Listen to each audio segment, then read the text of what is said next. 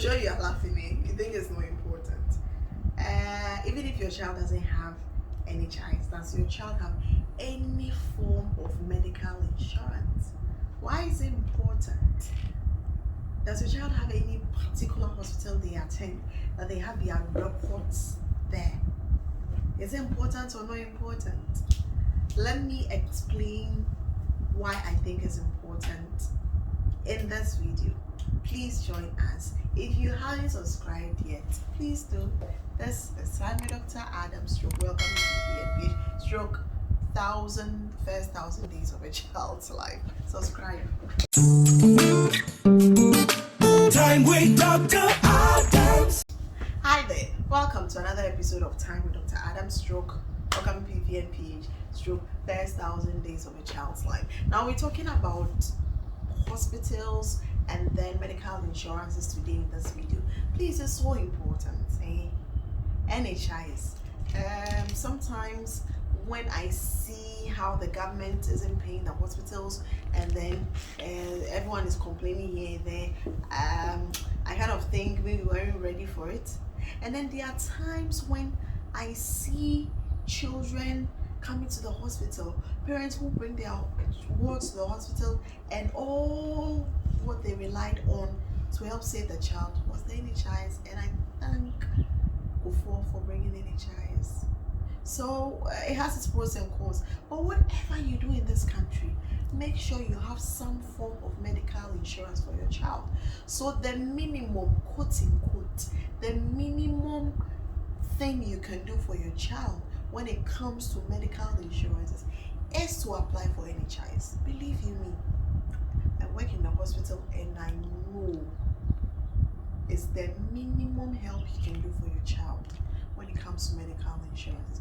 If you can afford, then please hit harder. Yes, there's a phrase like that: hit hard, go home, whatever. Please, if you can afford and you want to apply for these premium insurances and all these bigger things, you can go ahead. However, so NHIS, I beg, if they bore when someone comes to the hospital, the person doesn't have money. Yes, so the person doesn't have an NHIS. If they bore and if they pain, because when it comes to the pediatric department, we are always begging for money. We are always begging for money. Doctors every day will be calling on the Challenge 5 6 why we are going to nurses, the nutrition people, even the nurses they are also always going around begging, oh, this child has been given this medication, they don't have money to pay, they've been discharged. You go to NICU where they keep tiny babies who are sick, and then the mothers are kept in the corner because they've been there for 1 week and they can't pay their bills, and we are doing Allah, all because they don't have insurance. If they had insurance at least can cover for some parts of the bill, at least accommodation and amenities in the hospital, the small things, it can cover. Then you can pay for the rest. It's very important. I beg of you, please. Okay. Moving on from that, we are also talking about in this. What we are also talking about in this video is the importance of you having your child's record in one particular hospital, at least. Okay, so don't tell me that your child is not sick. It's only folder or baby. Hallelujah. If your child is not sick and your child has no records anywhere. I remember before I came to this region, boss baby had never been sick and sent to the hospital before, but then I used to work in a private facility, and I had gone to do what do you call it? Some lab tests like blood group, GCSVD, and what else? Something else for her. So she had records at that hospital.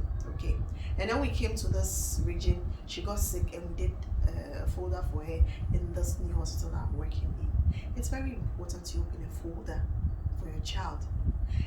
One, I say do one around your facility, the closest place near your house, so that in case of emergency at 1 a.m. You don't do your akoma the day and say, hey, your child is convulsing. You live at Pokwase. You said Chianichi. Our hospital is at Tema. So you are driving from Pokwase to Tema. That is witchcraft. We are very full. Go to the nearest hospital. I've seen patients who say, me dear, I don't go to public hospital. Please save your child first before all these public hospitals now. Hefa.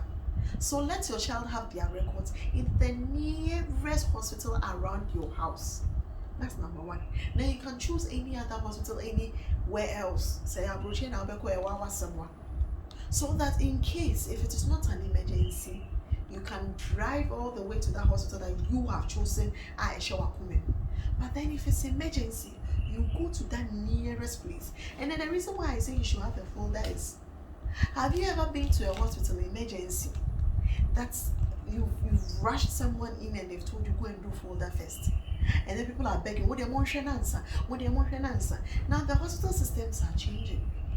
So if you come to the hospital and even if it's an emergency and we have to see you and they have to go for medication, if the person doesn't have a folder in the electronic form in the computers, the doctor cannot type into the folder and you cannot go for medication because everything is electronic.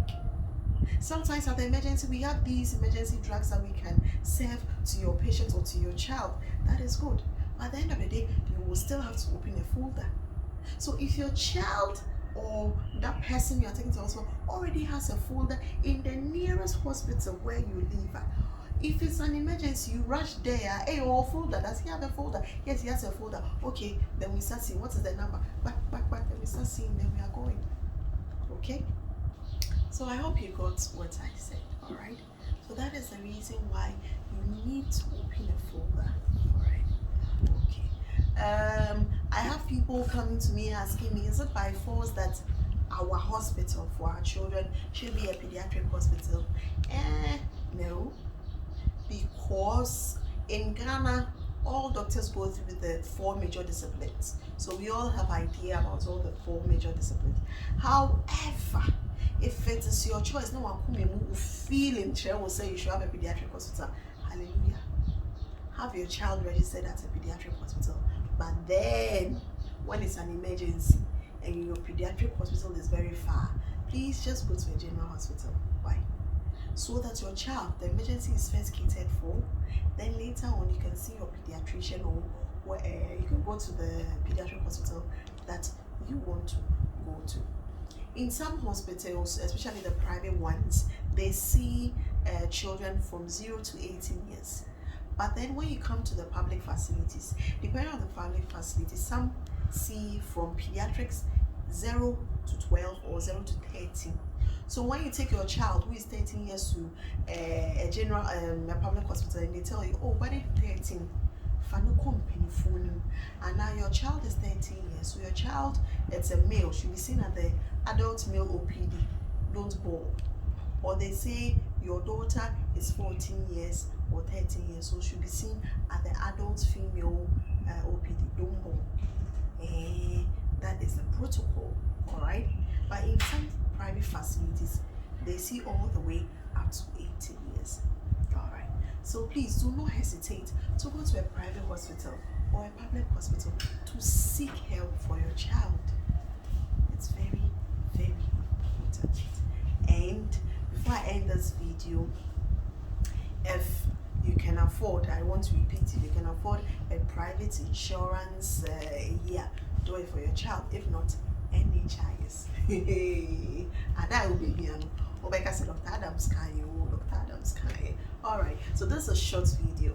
Thank you for sticking around with us. And if you haven't subscribed yet, please subscribe, like, share, comment. Let me know in the comment section below if there's anything you want me to talk about. Bye. Time with Dr.